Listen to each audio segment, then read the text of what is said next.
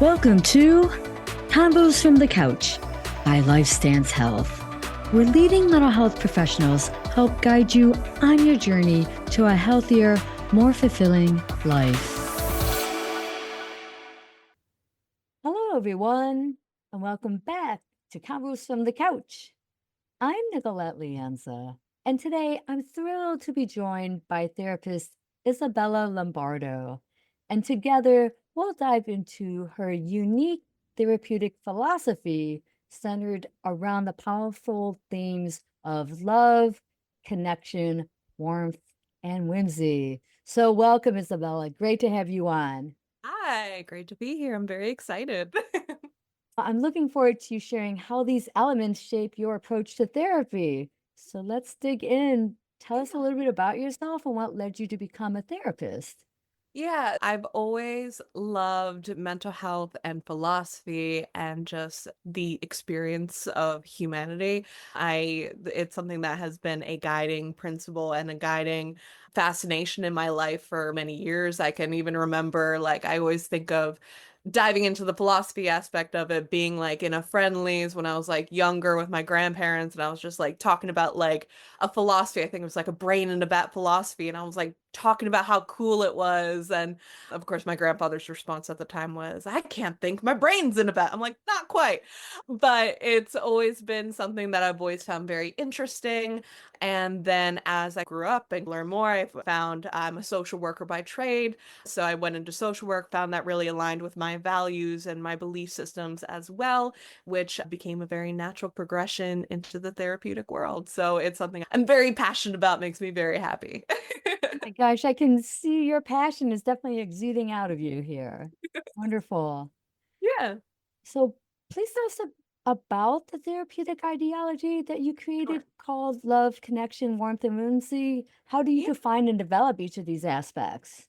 Yeah, of course. This principle or this kind of guiding system has come from me being in a variety of different settings. Like I've been in mental health, working in mental health for the past 3, 4-ish years, community mental health before coming to LifeStand, so a partial care setting, right? Where it is very high acuity. Before that, I was working in with older adults, skilled nursing, even during COVID. So I've been in multiple stages of kind of life itself. And this principle has been tied and really started its roots developed after a period of a pretty significant burnout. I think with anybody, whether kind of professional life, I think a lot of us can relate to that feeling when we just are burnt out by the Yeah. experience of life, when we just are tapped out, tapped dry, and we can lose kind of parts of ourselves. So when I like was able to get to a better environment, I came back to myself. I'm like, whoa, okay, I'm feeling better. I want my life to feel different. I want to explore this differently. So I started tapping into that love, connection, warmth, and whimsy and found it as not only a really incredible kind of grounding principle for myself, but also a way to communicate how we engage the world differently with others. And I've brought it up to some clients, and when I've touched on it, they've resonated with different aspects of it. So it's been a really cool way to contextualize the world itself.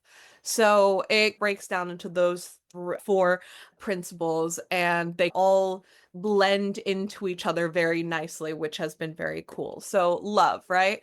Love is that biological drive of how we live life in itself. Everything around us is built on generations and generations of people who have found love, who have found a drive to keep existing, right? It's why humanity has come this far, right? Whether it be families, communities, like even the things that we take for granted, right? Like the houses that we live in, the buildings that we work in, all of them are in service of kind of continuing that goal for humanity to kind of keep thriving, keep moving forward. And if we think about that reason why humanity keeps moving forward is because we just want to like keep engaging. We find parts of life that is really satisfying and beautiful and encouraging, and it's what ties us all together. So there are two categories of love with kind of four kind of subcategories within them. So the two main categories of love is interpersonal love and intrapersonal love.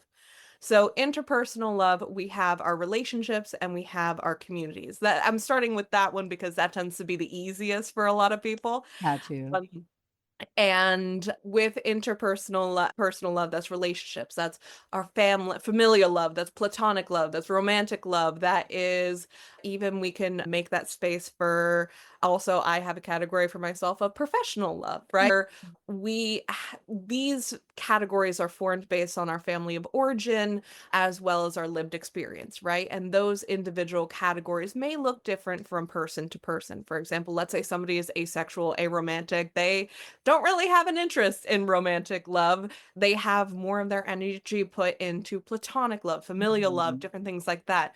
So it varies from person to person, but in those structures, it's based on our belief systems, our core belief system, what love was modeled like. And that actually remains true across all the categories, right? Because, for example, communal love, that's when we want to be part of something, right? And a lot of times we can feel when we're disconnected from a bigger picture, right? We could have solid relationships with people, but if we don't feel like we're a part of something, there often tends to be a very like loss of agency, a listless feeling that like floating through life. I've seen that before with many people, especially with people who've, let's say, lost careers, lost parts of their identity, things that were the bigger things, right? They may have relationships, they may have family, but there's something missing. There's some disconnect.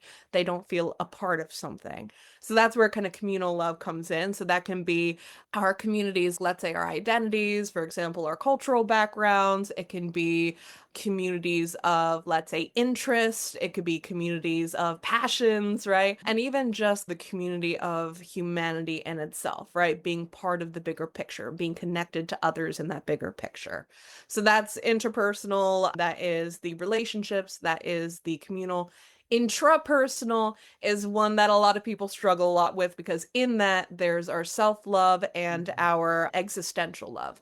So, self-love, that is how we feel about ourselves, right? That is the belief systems we hold about ourselves, that we want to care for our well-being, not only activities of daily living, ADLs, like basic stuff, but also nurturing the self in many ways, supporting the self in many ways. And then existential love, it's our relation to love with the experience of life itself.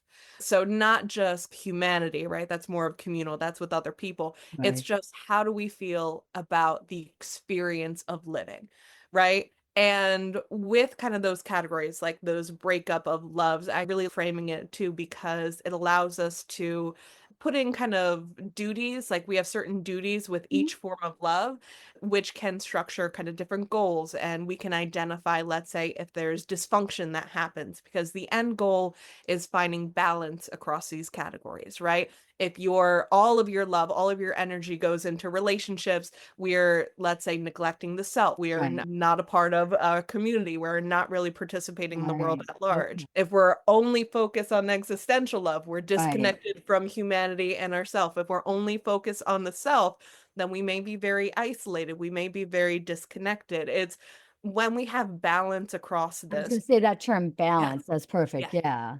Absolutely, right? So we're shooting for that balance, right? And so the first category of love is setting that stage, right? Setting that kind of where we function from. So we have love in itself, then we move into connection. Connection is the choice behind it all. So we as humans, right, we very much value choice. We value very much value agency, the human spirit, right? So if we are doing things just purely for the sake of duty, it typically does not feel good. Like a common example that I like to bring up is, let's say you love reading. You've always had a passion for reading. It makes you feel good. It makes you feel happy. It makes you feel excited about the world. And then you go to school and you're forced to read for a book Yeah, assignment. yeah. All of that joy gets absolutely sucked out, and we Right. do things just for the sake of doing them, right? Just because we have to, because we're forced to. And that happens a lot. There are many things in life that we do because of duty, because we have to. There's a lot of times that we are on autopilot, right? When we're just moving through the motions. And connection is pulling in that power of It's choice, right? I am choosing to engage with this because I love it. I'm choosing to engage with this because I know I deserve better. I'm choosing to engage with this because life is a beautiful one-time experience that we only get for one time around, right? So connection is that reaffirmation of that choice, reaffirmation of our agency, and puts us very mindfully in that driver's seat, right? That grounding. It is bringing in some of that mindfulness aspect, Mhm. right? Because again, like I think many of us can relate to that feeling of autopilot, right? When you're going through the motions of life and you don't feel fulfilled by anything because you're not present, right? Right. So that's that connection aspect, the intention behind it. Yeah. Warmth, if we're again tapping into how love is that biological kind of drive by humanity in itself, it's that the positive biochemical response when we do this, right? Mm. When we engage in kind of the world itself, when we engage from functioning from these principles, it feels good. I think Mhm. we could think of, let's say, when we connect fully with a relationship, when we feel fully present, when we feel driven, when we feel like we have passion in life, when we feel like we're engaged, it feels good, right? So it's like really seizing that and making sure not only that we're feeling when that is happening, but trying to imbue it in our life in as many ways possible. Mhm. So, like, making sure that we are functioning from warmth and connection in our relationships, like with our communities, like with ourselves, right? Because connection, sometimes we have a choice. It is us having that choice, but it's also, hey, let's feel it, right? Because Yeah. there are so many times that we just skate by living, right? A common thing, a common question that I get as a therapist, and it's like that kind of thing of how do we do this? How do Mhm. we like how do we just live? And it's that aspect of we are taught to survive first. We are always taught to survive first. And most of our society itself is built on survival, which is a funny and at odd feeling sometimes, right? Because we have a lot more kind of resources and knowledge than ever in human history, but also we are maybe at times more miserable than we Right. like there's a loneliness epidemic across kind of many sections of different populations, right? We are somehow more connected and more disconnected than we've ever been before. Mhm. So being in this space, engaging in that warmth, it is bring ourselves back to that present moment and allowing ourselves to be like, hey, this is living, right? We're Mhm. never Mhm. taught how to emotionally regulate. We're never taught how to feel our emotions. We're not taught what it looks like. So there's a quote, it's been shared around the internet kind of many times. So I couldn't find the original kind of creator of it. And it's so funny. I love this quote so much. I've used it for multiple years at this point, but it's we're not healing to handle the pain. We are not healing to handle the trauma. We are not healing to handle the stress. We have been spending most of our life doing that. We are very good at that. We are healing to handle the joy. We are healing to handle the comfort. We are healing to handle kind of peace, right? And that's a lot of people's So struggle. lovely. Yeah. Yeah, Mhm. and it feels so strange, right? Mhm. Peace and joy and all of that, which should be second nature, right? Mhm. But if we look at aspects of our society, right? If we look at ways that we're taught to live, that is not primary. We're taught survival Yes. primary. Yes. So it is something where we are choosing our biology, we are choosing humanity, but it's something that we do have to learn, right? So we Mm. covered that love, connection, warmth aspect of it. That gets into the whimsy of it. The whimsy tends to be the fun one, right? The Right. whimsy is Right. I even like the word to say is fun, like Yeah. whimsy, right? So that is human expression, right? And also allocating space for our peace and for kind of the fun of it, right? So humans have always been expressive. We could look at cave paintings. Music has always existed for as long as humans have been around, and people express things in different ways, right? Like there's a little kiddo in my life connected to me who the way that they express themselves is by counting, right? The way they count and they engage and they light up and they're happy and they're engaged in life. So everybody's expression looks very different. But we feel when we're expressive. We also feel when we are not able to express. We Right. feel when we are, let's say, having our voice taken away from us, right? So making sure that we're having avenues of expressing our authentic selves because everybody has a very beautiful way that they perceive the world. And when they express it, we get to share a little bit of it, right? We get to connect Mm. with other people. We're able to glimmer in our own particular ways. So there's that expression aspect. Then there's the play aspect of whimsy, right? Play is incredibly important to Yes. the human experience in itself, right? From learning and learning kind of social behaviors when we're younger to just the expression of adulthood. Like I'm a nerd, I'm a dork, so I engage in Dungeons and Dragons. I used to LARP, and that's from what I've seen. It's like a game with like dice and things and creating stories, but there is that childhood like excitement that comes back. We Yep. never lose that, but sometimes it gets caught up Yeah. in the muck of adulthood. Yeah. So it's like those little expressions of, again, just allowing humans to be humans, right? And then there's the rest aspect of it, right? So rest, again, with whimsy, right? With this entire process, we need rest. We need to allocate time to allow ourselves to say, hey, look, I just need to chill for a little bit, right? Mm. And this kind of also plays into self-care, right? Because self-care in itself can sometimes be a whimsical expression. Yes. Yes. And that's something that a lot of people do struggle with as well, because I think it has been framed in kind of life itself as needing to be earned, right? You need to Mhm. work enough, you need to do enough to earn peace, right? I've seen people across all ages who struggle with that. I'm not allowed to rest yet because I haven't done enough. But Mm. with whimsy, it's that we're human. Hey, we have to rest. It's Yes. that we're not robots. We're Right. not machines to crank out an output. Like with that whimsy, it's like not, it's like experiencing that fluidity of life. Also, the levity of life, where sometimes life is painful and also sometimes life is weird, and it's allowing that expression of all forms that life may take because we can't predict it. Like with that aspect of this set of kind of principles, ideologies, it's not toxic positivity, right? Because toxic positivity is you have to be happy no matter what. And that leads to very strained kind of feelings of the self, relationships with other people, a lot of guilt, a lot of shame, a lot of minimizing. And part of this experience is we have to make space for humans. We have to I'm make so space glad you for distinguished, humanity. that, right? Yeah. Great job. I Yeah, because I think that especially with love, connection, warmth, and whimsy, I think just that on its own, people may picture hippies and flowers and right, right, rainbows, right? right.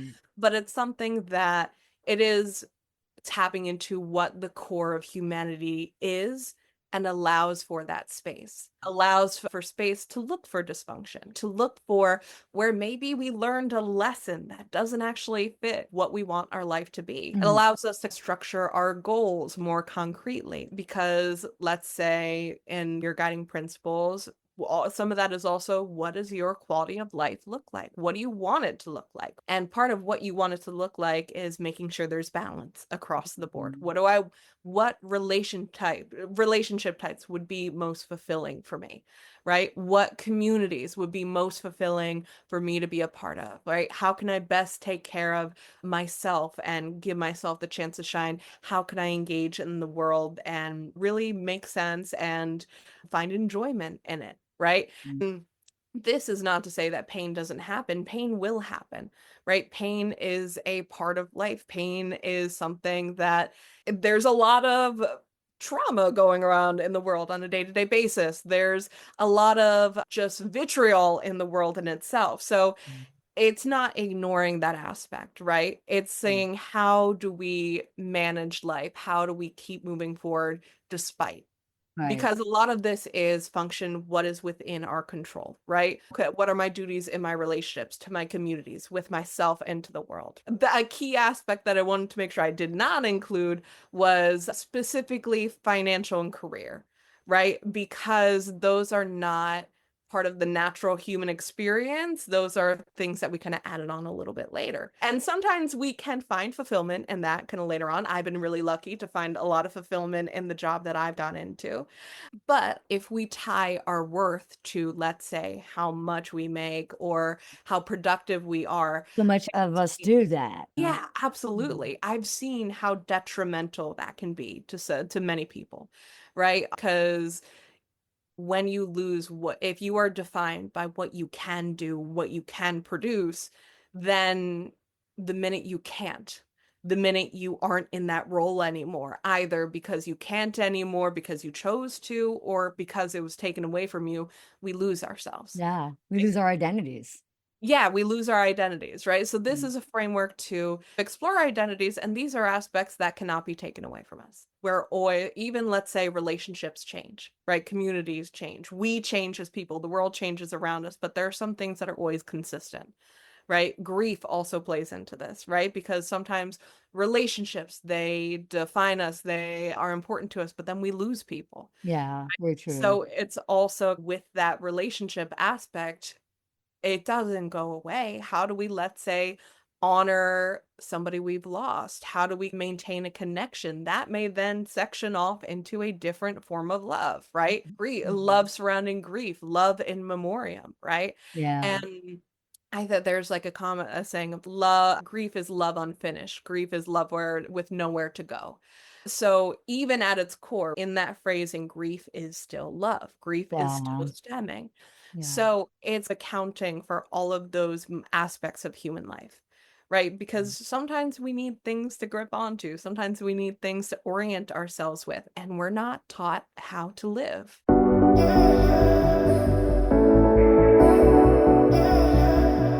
Such an excellent point right there. Yeah. I love these principles. For maybe some of our listeners that are like, not too sold, how else can these principles enhance a person's life? Yeah, so it is not only a tool just for us to, let's say, feel empowered by the decisions we make in life. For example, when we, let's say, take account of are we engaging with our relationships and having that love, connection, warmth? Are we engaging with our communities and so on and so forth, ourself, our existential? It can provide a really strong sense of accomplishment because then we are affirming, hey, I'm engaging in this life thing. Hey, I am being present. Hey, it gives us something to tie to a success, something that is measurable, right? Because Mhm. we like measurable principles. We Yes, like we to tick do. off the boxes, Right. right? So it allows us to root in. Also, it could be really great tools, as I think I mentioned briefly earlier, to identify dysfunction. So I've noticed that when there is an imbalance or when we are disconnected from these core principles, that dysfunction tends to bubble up. Right? Mhm. A common one that comes up is relationships. There are many people who, let's say, are in relationships where, oh, I love this person. I love them. I care about them, but am I connected to them? Well, no, like it doesn't feel like they're choosing me. It doesn't feel like Right. they're engaging with me. It doesn't feel like we have this back and forth, right?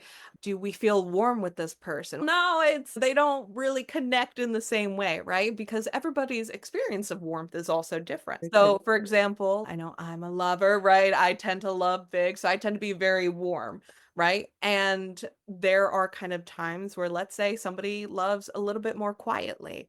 Somebody, let's say, loves a little bit more intensely, right?